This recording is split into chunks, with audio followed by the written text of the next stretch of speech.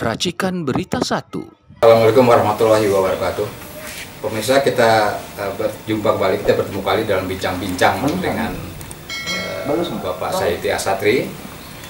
Dimana kali ini Bang, kita akan membahas posisi Megawati begitu ya, dalam kaitan sekjennya baru kemarin ditangkap KPK Bang. Nah, ditersangkakan lah seperti itu. Tentu Megawati pada jauh-jauh hari ya, kira-kira sebulan lalu dia mengatakan kalau dia apa-apa ini sekjen saya gitu istilahnya Bang, istilahnya begitu ya, oleh KPK maka kami akan datangi, kan begitu Bang, dan nantang seperti itu. Seolah-olah memang tidak ada sebetulnya unsur kesalahan dari sekjennya, ya itu cuma unsur politis saja ya, kalau memang disangka seperti itu. Nah, nyatanya sekarang terjadi Bang, Hasto ini disangkakan kemarin itu oleh KPK. Kira-kira bagaimana sikap Megawati selanjutnya nih Bang? Ini secara politis bagaimana kira-kira? Kalau secara hukum ya, nanti biar KPK aja urusannya Bang, secara hukum gitu. Iya, karena bisa dipahami kalau Mbak Mega bersikap keras seperti itu kan. Bu Mega itu kan seorang ibu yang kadang-kadang psikologi sayang atau merasa diciderai kalau orang yang dekat sama dia seperti Pak Hasto itu kan dekat. Iya, jadi betul.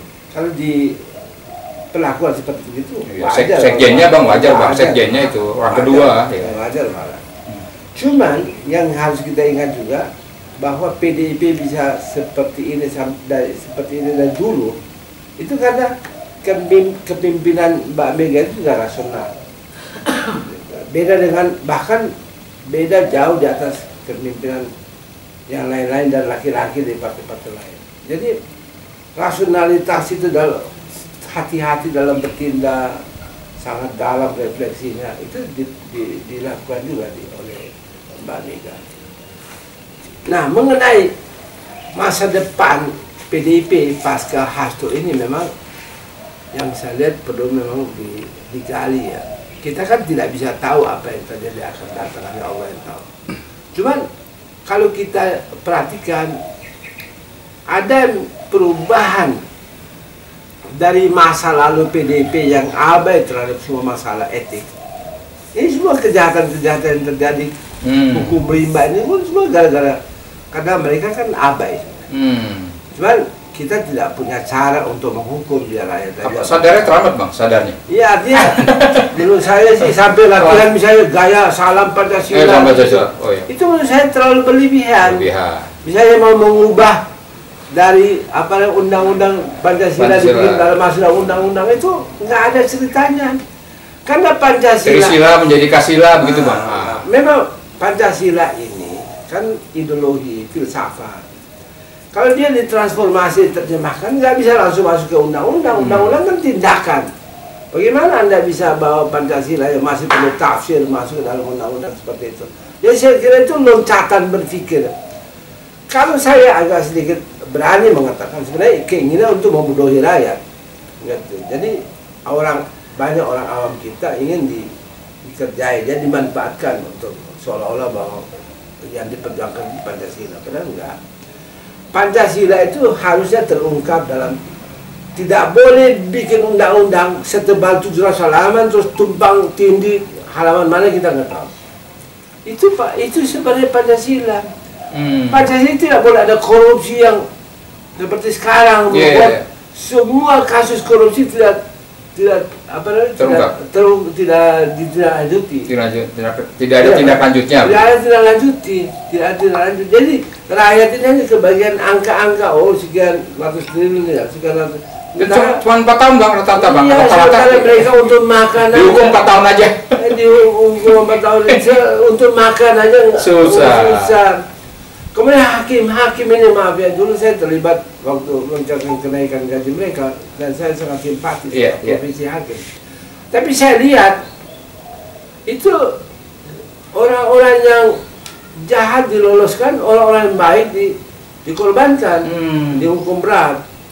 Tapi misalnya kalau yang misalnya lakukan kejahatan itu orang punya duit banyak, diringankan. Jadi hukum, etik, semua hancur. Dan itu terjadi di masanya PDIP. Artinya bukan karena saya katakan sesuatu yang tidak ada dasar. Bukan. Itu kan ada bisa baca sendiri. Bukan segala sesuatu menyalahkan PDIP, Bang ya, bukan seperti itu. Nah, PDIP kan kita banggakan, kita dukung karena itu kan satu-satunya partai ideologi. Jadi karena partainya ideologis, mestinya betul-betul jaga itu integritas nusa bangsa ini, kedaulatan rakyat harus dijaga, gitu loh. Mestinya cepat-cepat PDIP itu yang orang paling duluan kembali ke Undang-Undang 45, karena itu yang diagendakan oleh diinginkan oleh para founding fathers. Selalu dibangga-banggakan. Selalu dibanggakan. Itu pada waktu konstituante gagal, Bung Karno ambil alih. Itu artinya menunjukkan bahwa kenapa ambil alihnya Bung Karno orang dukung. Kenapa didukung oleh rakyat? Betul. Karena orang percaya kepada Bung Karno, bahwa Bung Karno dengan Undang-Undang Dasar 45 asli itu akan membawa Indonesia terus pada arah pesan dari para founding fathers. Tapi PDIP ragu-ragu dalam soal itu, hanya mengusulkan misalnya supaya GBHN kembali lagi. Jadi, tapi kedudukan MPR sebagai lembaga tertinggi negara tidak menjadi kepedulian. Mestinya paling duluan dong, Kang Jojo. Iya. Mestinya paling duluan. Jadi dengan tersangkanya Hasto ini, seorang Hasto ini, gimana Bang kira-kira posisi demokrasi kita ke depan ini, Bang? Artinya demokrasi bukan, Indonesia kalau ini demokrasi dan demokrasi dan hukum lah. Kalau demokrasi gini kan, saya kan termasuk ke daerah-daerah. Saya dengar mereka bicara. Ketika saya sampaikan gagasan tentang kembali ke Undang-Undang Dasar 45, itu mereka dukung. Oh, iya. Ada satu kejahatan dalam pikiran para elit kita, menganggap orang di daerah itu orang bodoh, dan mereka bisa bikin apa saja kebijakan yang aneh-aneh, 200 PSN dan sebagainya. Itu kan itu anggap enteng orang di daerah. Iya, betul. Gitu. Nah, karena mereka tahu bahwa itu penting, yaitu kembali ke supremasi, supreme value dari Undang-Undang Dasar 45. Supreme value itu kan kedaulatan rakyat, kedaulatan rakyat. Harus dijaga oleh satu lembaga yang supreme juga, yaitu MPR. Anda nggak bisa serahkan nilai-nilai yang supreme ini. Karena sistemnya udah berubah, Pak. Ke DPR, enggak. Saya bicara tentang sekarang ini kan ada keinginan kembali. Kembali kan. Dan dengan segala hormat, itu Pak Prabowo dengan Gerindra itu mencantumkan dalam anggaran dasar. Jadi ada satu kesadaran bahwa kembali itu adalah, kalau bahasa agama mungkin setengah dari masalah itu selesai. Karena kita udah punya dudukan kelembagaan yang kuat, seperti amanat daripada founding fathers. Kan dari dulu mereka diskusi lama baru memutus ini. Kenapa MPR sebagai lembaga tertinggi negara? Kenapa ada lembaga musyawarah mufakat? Buktinya sekarang negara-negara yang melaksanakan demokrasi liberal itu kan hancur. Karena orang semua hanya berorientasi mencari elektoral. Mereka lupa untuk membangun nilai-nilai pada wilayah hikmat kebijaksanaan, sehingga kepemimpinan itu merosot. Semuanya berorientasi untuk mencari dukungan dari rakyat. Dukungan itu bisa dalam bentuk sembako, bisa dalam bentuk ini, dan makanya jadi materialisme masyarakat kita. Jadi konsumerisme. Karena itu berkembang. Karena orang tidak perlu lagi sama nilai.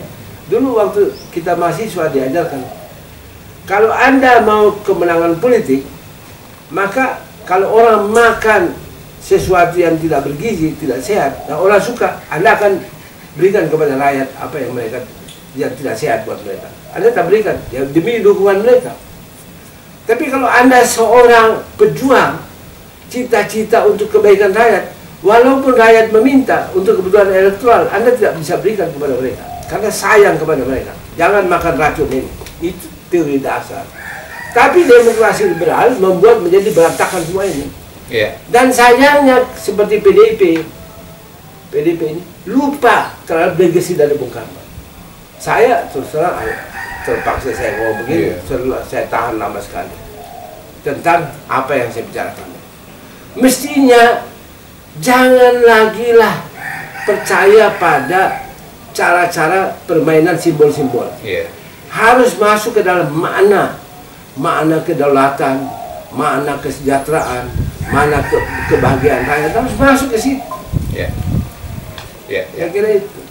Jadi kita kritik lagi ya. Nah, kalau PDIP terlalu jauh dari nilai-nilai otentik ini, saya bukan ngajari karena di sana kan banyak orang pintar dan saya kagum sama. Nah, kalau mereka terlalu jauh dari itu, maka dengan tidak adanya atau kurang berfungsi ya, kita belum tahu, belum diputuskan Mas Hasto itu salah atau tidak, nggak boleh kita putuskan bahwa dia perlu dipenjara, nggak boleh. Karena bisa aja tercatat tidak bersalah. Nah, tetapi minimal kurang berfungsi. Pertanyaan kita adalah, dalam keadaan kurang berfungsi itu, nanti bagaimana nasibnya PDIP? Ya kan? Nah, menurut saya ada 3 beban yang dipikul oleh PDIP yang membuat bisa bermasalah. 1, PDIP sedang mengayuh kembali ke arah fitrahnya. Itu pertama. Karena dia akan kembali melakukan refleksi dan menemukan bahwa dulu itu memang bermasalah. Jati dirinya dong. Ya, jati dirinya bermasalah. Karena saya kira mungkin ya dikerjain, ada yang kerjain juga untuk bikin dia berada dalam suatu situasi yang tidak enak buat dia. 1 itu. Kemudian kedua, dia juga menghadapi beban koneksi dengan pemerintahan baru dengan cara yang tidak membuat dia kehilangan integritasnya atau kehilangan kepercayaan dirinya, ya, karena tetap aja Mbak Mega dalam Pak Prabowo itu punya hubungan baik dan zaman dulu. Iya, betul. Tetapi bagaimana koneksinya di tengah-tengah kritik ini situasi yang kritis ini jadi masalah. Yang ketiga adalah bagaimana PDIP bisa bangkit dalam keadaan kader-kadernya tersangka jadi pincang seperti begitu.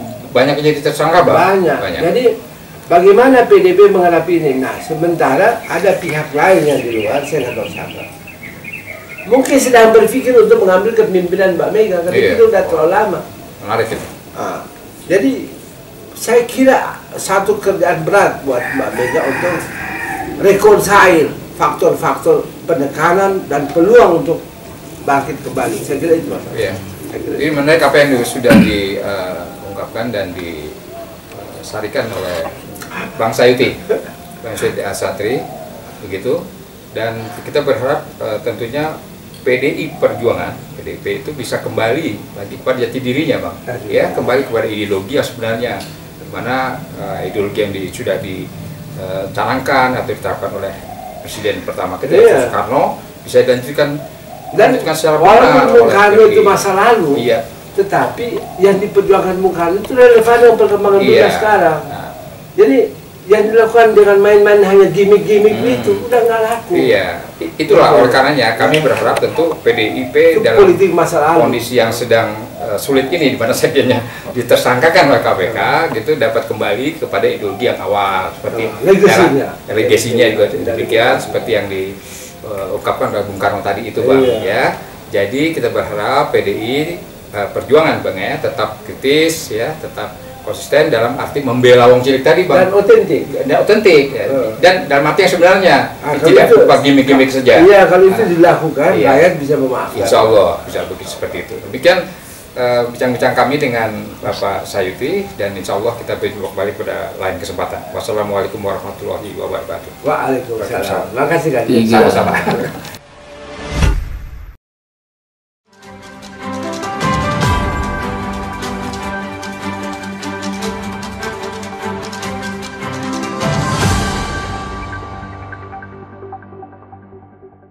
Racikan Berita 1.